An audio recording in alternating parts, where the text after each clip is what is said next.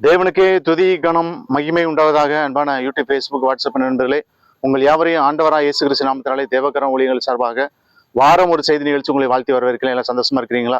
நீங்கள் எல்லாரும் சந்தோஷமா இருப்பீர்கள் கர்த்தருக்குள்ளே சுவாசிக்கிறேன். இந்த நாளிலும் சால்வேஷன், ரட்சிப்பு என்கிற தலைப்பிலே நாம் தியானம் செய்ய போகிறோம். அதற்கு ஆரம்பமாக எடுத்துக்கொண்ட வசனம் அப்போஸ்தலர் 4:12. அவராலே அன்றி வேறு ஒருவராலும் ரட்சிப்பு இல்லை. நாம் ரட்சிக்கப்படும்படிக்கு வானத்தின் கீழெங்கும் மனுஷர்களுக்குள்ளே அவருடைய நாமமே இல்லாமல் வேறொரு நாமம் கட்டளையிடப்படவும் இல்லை என்றான். ரட்சிப்பு என்றால் என்ன?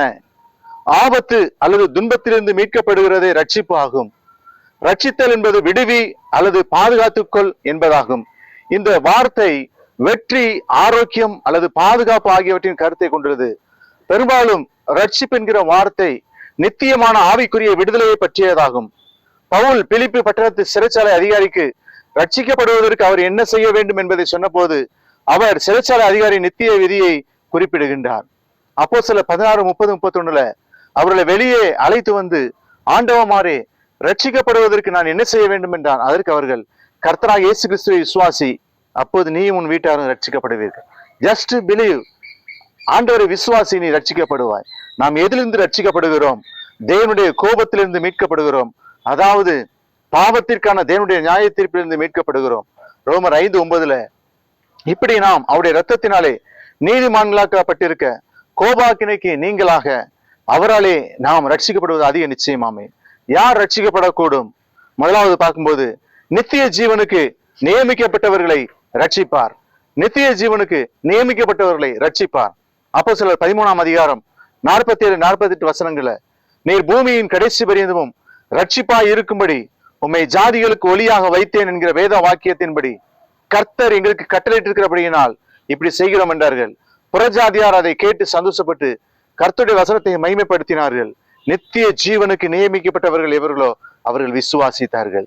நித்திய ஜீவன் நமக்காக கர்த்தர் நித்திய காலமாய் வாழுகிற அந்த ராஜா அந்த பரலோகத்தை ஆயத்தப்படுத்தி வைத்திருக்கிறார். யோவான் 14:6 அதற்கு நானே வழியும் சத்தியம் ஜீவனுமாய் இருக்கிறேன், என்னை இல்லாமல் ஒருவனும் பிதாவினிடத்தில் வரான். மத்தேயு 25:34 அப்பொழுது ராஜா தமது வலது பக்கத்தில் நிற்பவர்களை பார்த்து, வாருங்கள் என் பிதாவினால் ஆசீர்வதிக்கப்பட்டவர்களே, உலகம் உண்டானது முதல் உங்களுக்காக ஆயத்தம் பண்ணப்பட்டிருக்கிற ராஜ்யத்தை சுதந்திரித்துக் கொள்ளுங்கள். நமக்காக ஒரு ராஜ்யத்தை கர்த்தர் அவர் ஆயத்தப்படுத்தி வைத்திருக்கிறார். அதை சுதந்திரித்துக் கொள்ள வேண்டும். நிச்சயம் பண்ணப்பட்டவர்கள் தான் கல்யாண மேடையில நிற்க முடியும். மறுபடியும் சொல்லுகிறேன், கல்யாணத்துக்கு நிச்சயம் பண்ணப்பட்டவர்கள் தான் கல்யாண மேடையில் நிற்க முடியும்.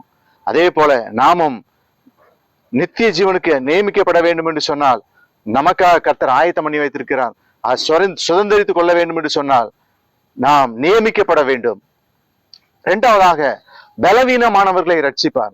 1 கொரிந்தியர் 1:27-29 வசனங்களை பார்க்கும்போது, ஞானிகளை வெட்கப்படுத்தும்படி தேவன் உலகத்தில் பைத்தியமானவர்களை தெரிந்து கொண்டார். பலமுள்ளவர்களை வெட்கப்படுத்தும்படி தேவன் உலகத்தில் பலவீனமானவைகளை தெரிந்து கொண்டார். உள்ளவைகளை அவமாக்கும்படி உலகத்தின் இழிவானவைகளையும் அற்பமாய் எண்ணப்பட்டவைகளையும் இல்லாதவைகளையும் தேவன் தெரிந்து கொண்டார். மாம்சமான எவனும் தேவனுக்கு முன்பாக பெருமையை பாராட்டாதபடிக்கு அப்படி செய்தார்.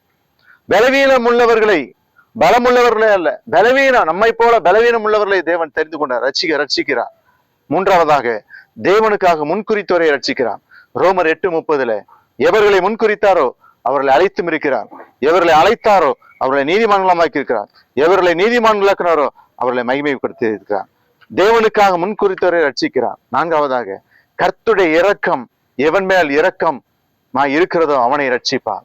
ரோமர் 9:15-16 அவர் மோசையை நோக்கி, எவன் மேல் இரக்கமாய் இருக்க சித்தமாயிருப்பேனோ அவன் மேல் இரக்கமாயிருப்பேன், எவன் மேல் உருக்கமாய் இருக்க சித்தமாயிருப்பேனோ அவன் மேல் உருக்கமாயிருப்பேன். ஆகையால் விரும்புகிறவனானும் அல்ல, ஓடுகிறவனும் அல்ல, இறங்குகிற தேவனாலே ஆகும். கடைசியாக தேவனிடத்தில் கேட்கிறவர்களுக்கு ரட்சிப்பை தருகிறான். யோவான் 15:16 நீங்கள் என்னை தெரிந்து கொள்ளவில்லை, நான் உங்களை தெரிந்து கொண்டேன். நீங்கள் என் நாமத்தினாலே பிதாவை கேட்டுக்கொள்வது எதுவோ அதை அவர் உங்களுக்கு கொடுக்கத்தக்கதாக நீங்கள் போய் கனி கொடுக்கும் முடிக்கும், உங்கள் கனி நிலைத்திருக்கும் முடிக்கும் நான் உங்களை ஏற்படுத்தினேன். பிரியமானவர்களே, என் நாமத்தினாலே பிதாவை கேட்டுக்கொள்வது எதுவோ அதை அவர் உங்களுக்கு கொடுக்கத்தக்கதாக அவரிடத்துல கேட்கும் போது ரட்சிப்பை தருவார். ஜபிப்போமா? அன்பின் ஆண்டவரே, வசனத்தை கேட்ட பிள்ளைகள் ஆசீர்வதியும். இயேசு நாமத்தில் ஜபிக்கிறோம் நல்ல பிதாவே. Thank you friend. God bless you.